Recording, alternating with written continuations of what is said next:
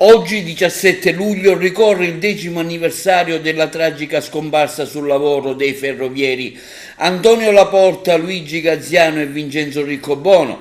L'associazione AEL, Antonio, Enzo e Luigi di Agrigento, costituita a margine di questi eventi, ha organizzato stamani presso la stazione ferroviaria di Agrigento l'evento commemorativo in collaborazione con l'associazione Ferrovie Caos. Questo è un anniversario tondo, sono 10 anni, è stato più volte rimarcato in questa cerimonia, è stato più volte rimarcato in questa iniziativa da tutti quelli che erano presenti. 10 anni sono 10 anni, iniziano ad essere tanti, ma mai pochi appunto per chi conosceva ovviamente i diretti interessati, chi conosceva gli operai e per tutti coloro che fanno parte della famiglia ferroviaria. Per questo anche come Ferrovie Caos ci teniamo a essere presenti in ogni anniversario, specialmente quest'anno. E inoltre come Ferrovie Caos abbiamo approfittato oggi in questa cerimonia per sottolineare come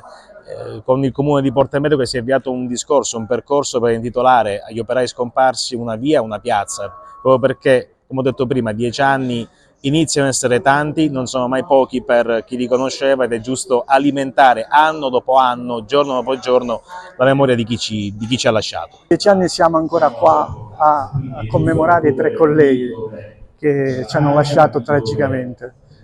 E il fatto di essere ancora presenti qui vuol dire che ancora li ricordiamo con affetto e dimostriamo tanto affetto anche alle famiglie. Quando è successo l'incidente mi occupavo di sicurezza in ferrovia e in qualche modo mi sono sentito coinvolto. Noi ci siamo sempre impegnati nella consegna dei dispositivi di protezione individuale agli agenti, fare corsi sulla sicurezza agli agenti e anche a questi 3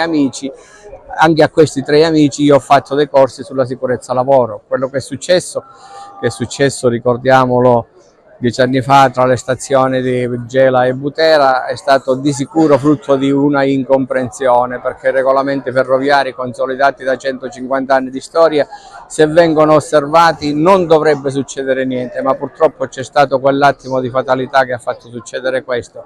Io rivivo quel momento come se fosse ora e ricordo in quel momento, quando sono stato informato di quello che è successo, è stato un attimo che ho visto buio e lo sto rivivendo in questo momento. Forse si sente un po' dall'animo accorato, forse si sente che sto rivivendo quel momento, però come è stato detto poco fa, forse quelle morti dette con un po' di cinismo sono state delle morti utili. Nessuna morte è utile, per carità, soprattutto quando si tratta di tragedie, però da allora sicuramente è stato, sia in ambito nostro che anche fuori ferrovia, è stata ancora di più attenzionata la sicurezza sul lavoro e dovrà esserlo sempre di più attenzionata, perché queste cose non dovrebbero e non devono succedere più. Questo è quello che sento di dire in questo momento, ricordando quei 3 amici. Ecco, che ricordo ha di quel momento? Sono passati oltre 10 anni. Sono passati 10 anni purtroppo da quella disgrazia.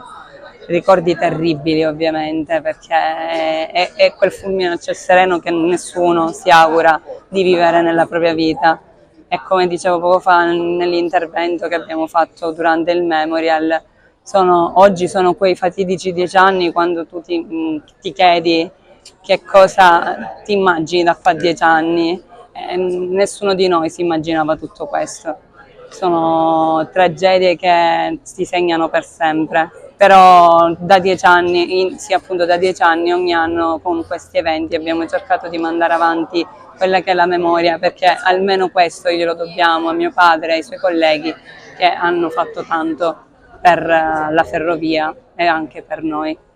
Quindi ringrazio le associazioni che se ne sono sempre occupate, l'associazione AEL, Antonio, Enzo e Luigi, e l'associazione Ferrovie Caos.